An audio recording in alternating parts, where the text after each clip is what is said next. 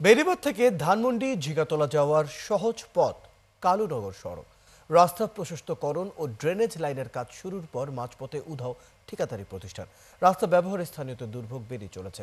বড় যান চলাচল সম্পূর্ণ বন্ধ ব্যবসা প্রতিষ্ঠানও।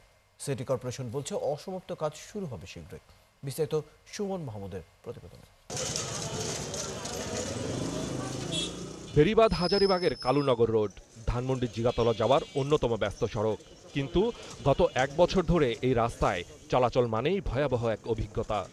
রাস্তার পিচ ও স্ল্যাব বসানো হয়েছে, ইটের খোয়াও ফেলা হয়েছে ঠিকই, কিন্তু পিচ ঢালাই দেয়া হয়নি। এতে নাকাল অবস্থা রাস্তা ব্যবহারকারীদের। রাস্তা প্রশস্তকরণ ও ড্রেনেজ লাইনের কাজ শুরু হয়েছে প্রায় 10 মাস আগে, অথচ এখন পর্যন্ত কাজের অগ্রগতি মধ্যপথে। স্থানীয়রা বলছেন শুধু পায়ে হেঁটেই চলা সম্ভব এ রাস্তায়। রিকশায় যাতায়াতে সুস্থ মানুষও অসুস্থ হয়ে যায়। উপর থেকে নিচে নামতে চাকা ভসকা যায়, জোরে ঝাঁকি লাগলে একটা মহিলা পড়ে গেছিল একদিন। বড় গাড়িগুলো যখন ঢোকে তখন লাইন একবার A to Z মানে ব্লক হয়ে যায়, ঘন্টা পর ঘন্টা দাঁড়ায় থাকতে হয়। যাত্রীরও সমস্যা, আমাদেরও সমস্যা হয়, গাড়িরও সমস্যা হয়। কামরাঙ্গে ছিল হাজার হাজার গাড়ি যায়, তখন ওইখানে যাইতে মানে অ্যাক্সিডেন্টের পর অ্যাক্সিডেন্ট। আজকাল 7-8 মাস ধরে মনে করি এটা ফালায় রাখছে, বহু কষ্ট। উদ্বেগজনক বিষয় হচ্ছে গত 1 মাস ধরে কোনো কাজই হচ্ছে না এই সড়কে। স্থানীয়দের অভিযোগ, ঠিকাদারি প্রতিষ্ঠানকে খুঁজে পাওয়া যাচ্ছে না। নেই কোনো তদারকি, নেই কোনো বিকল্প ব্যবস্থাও।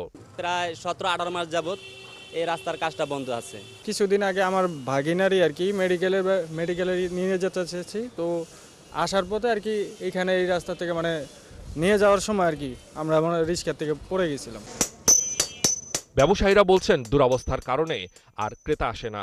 এখানে একটা ভারী মাল বহন করে নিয়ে যাইতে গেলে উঁচু নিচুর কারণে রাস্তাগুলো আপনার ভ্যান বা রিক্সাগুলো উল্টে পড়ে থাকে।